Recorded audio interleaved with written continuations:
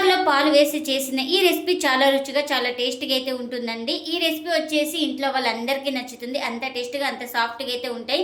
ఇంకెందుకు ఫ్రెండ్స్ ఆలస్యం, ఎలా చేయాలో ఏంటో అనేది వీడియోలోకి అయితే వెళ్ళిపోయి చూద్దామా మరి.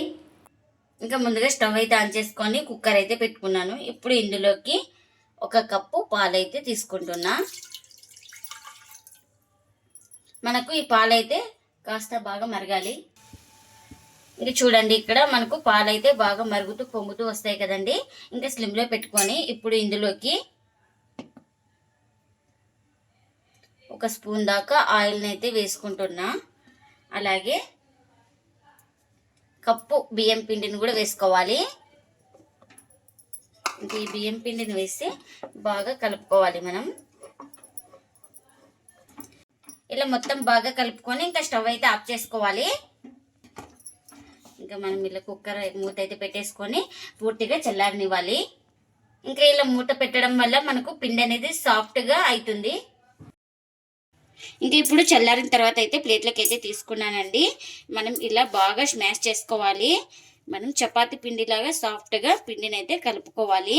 నేను ఇక్కడ చూపిస్తున్నాను కదా వీడియోలో, ఈ విధంగా మొత్తం ఇలా సాఫ్ట్గా మనం పిండిని అయితే బాగా కలుపుకోవాలి. 1 నిమిషం పాటు ఇలా బాగా ప్రెస్ చేసుకుంటూ సాఫ్ట్గా వచ్చే వరకు అయితే కలుపుకోవాలి.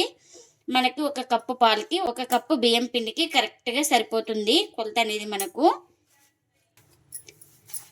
ఇంకా ఇలా మొత్తం సాఫ్ట్గా కలుపుకున్న తర్వాత ఇప్పుడు కాస్త పైన కూడా ఆయిల్ అయితే వేసుకుంటున్నా. కొంచెం ఆయిల్ అయితే వేసుకొని మొత్తం ఇలా పిండిని అయితే ఒకసారి బాగా సెట్ చేసుకుందాం.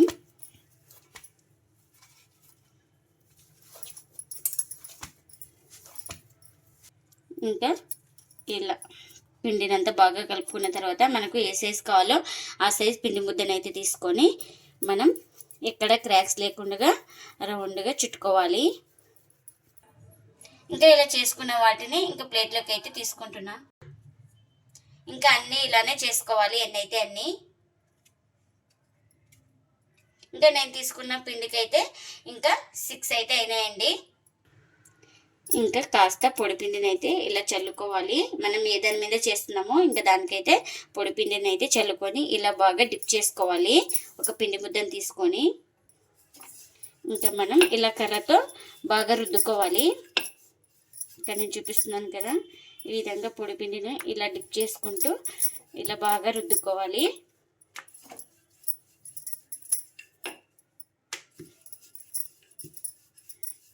ఇంకా ఇలా రుద్దుకున్న తర్వాత మనకు షేప్ కావాలంటే షేప్ కట్ చేసుకోవచ్చు. ఇలా రౌండ్ది ఏదైనా ఉంటే మన ఇంట్లో ఇలాంటి దాంతో కట్ చేసుకొని ఇంకా ఎక్స్ట్రా పిండి అయితే ఇలా తీసుకోవాలి. ఇంకా చూడండి, ఇక్కడ రుద్దుకున్నాం కదా, ఈ థిక్నెస్ అయితే ఉండాలి. ఇక్కడ చూపిస్తున్నాను కదా, ఈ విధంగా ఉంటే చాలు మనకు. ఇంకా ఇలా రుద్దుకున్న తర్వాత ఒక ప్లేట్లోకి అయితే తీసుకుంటున్నా.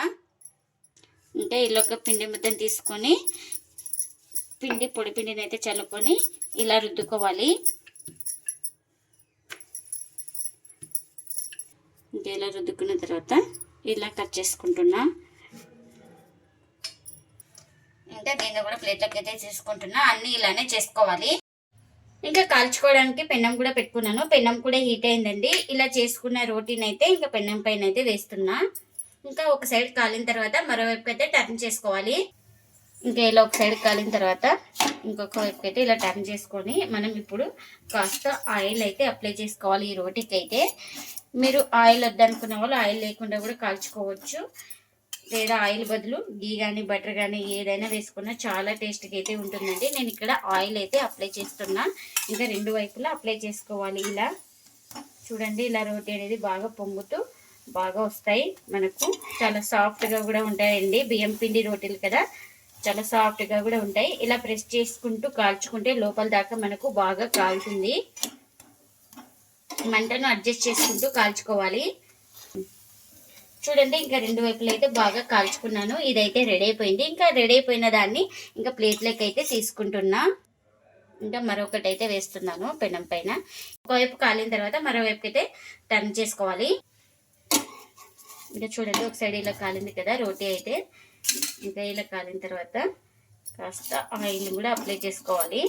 ఇలా తిప్పుకున్న తర్వాత ఇంకా ఇలా ఒక సైడ్ ఆయిల్ అప్లై చేసుకున్న తర్వాత ఇలా మరోవైపు తిప్పుకుని ఈ వైపు కూడా ఆయిల్ అయితే అప్లై చేసుకోవాలి. చూడండి ఇలా బాగా ప్రెస్ చేసుకుంటూ కాల్చుకోవాలి రోటీ అనేది. ఇలా మనకు కాస్త పొంగుతూ వస్తుంది ఈ రోటీ అనేది.